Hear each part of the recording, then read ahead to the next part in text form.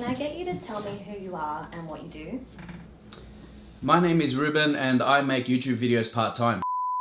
I've got a job working primarily over the weekends in sales, so I need to make sure that my tech setup and my workflow is efficient. Here's the tech that makes that possible. The beginning of every video starts on my Mac. I like to talk about my experience with products, so I take notes of my thoughts and anything I notice along the way, and I'll type it all into Notion on my MacBook. This then later gets used to write out the first draft of my script. As I already have an outline of what to cover, it makes scripting my videos so much easier. Once it's complete, I'll go over the script and fix up any issues or repetitions or redundancies. The reason why I use my MacBook to script is because I can do it from anywhere, whether it's at the setup or on the couch or at a cafe.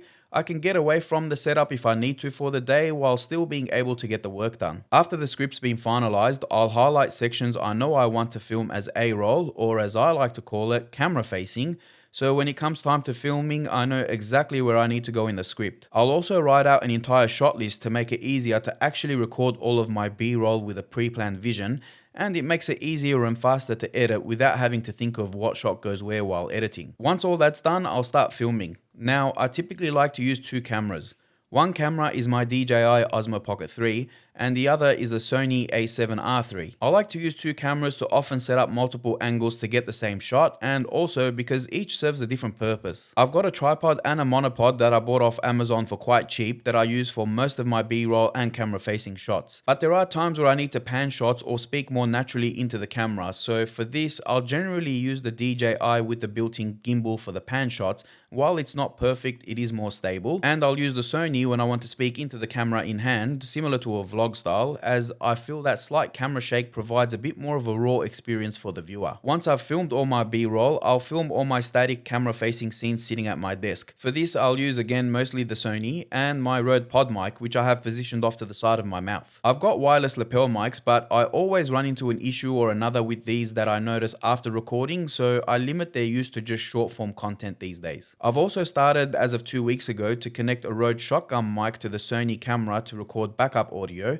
as I temporarily had a static interference going through my audio interface, which I have since fixed, but having backup audio recording, while not ideal as it captures more room noise, is better than having a static ridden audio track. And as for lighting, I've got a SmallRig RC120 cob light on a light stand with a lantern softbox that lights up the space pretty well. I also do my best to film during the day, as I try and use some of the natural lighting from this window here. I have been meaning to get a parabolic softbox with a grid for more controlled lighting to produce better cinematic shots, I guess, but I haven't gotten around to that just yet. After I've finished the video, I'll jump right into recording my voiceover, and this is where my PC takes over the rest of the workflow. For this setup, I've got again my Rode Pod mic with its desktop stand that's plugged into the Rodecaster Duo interface, which is connected to my PC.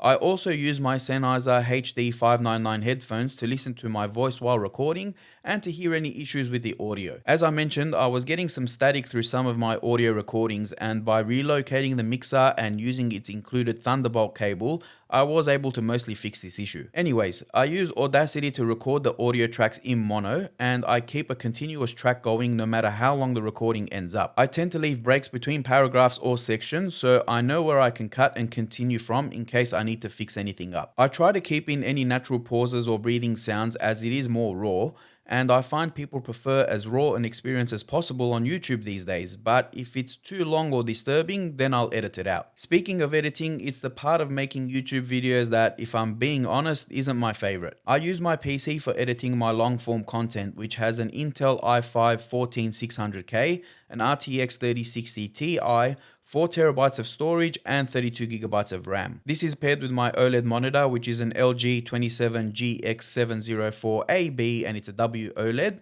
and my Edifier MR4 speakers. I use DaVinci Resolve to edit all of my videos, and I've got the free version, and it's served me well for over a year without needing to upgrade to the paid. A couple of months ago, I bought a Logitech MX Master 4 for my Mac, but I found myself using it more on PC because it's made editing so much easier. While recording video, I can end up with up to 150 4K RAW files, which I'll categorize into folders and import into my project, along with any screen recordings or screenshots and all of my audio tracks. I'll first start with editing my audio, then I'll move on to my A-roll and sync all that up. Then I'll drop in my B-roll following my shot list. Once that's all done, I'll apply any effects and my text overlays to all the clips. Look, I don't use a lot of music in my videos for many reasons, with the biggest being time. As I upload videos every week, picking music can take a very long time and can either make or break a video, so I often find going without music is better than picking the wrong song. This is something I hope to improve over time though. Once a video has been exported and is uploading to YouTube, I sort out the metadata and thumbnail. It's absolutely right what they say about title and thumbnail being the most important thing about videos, because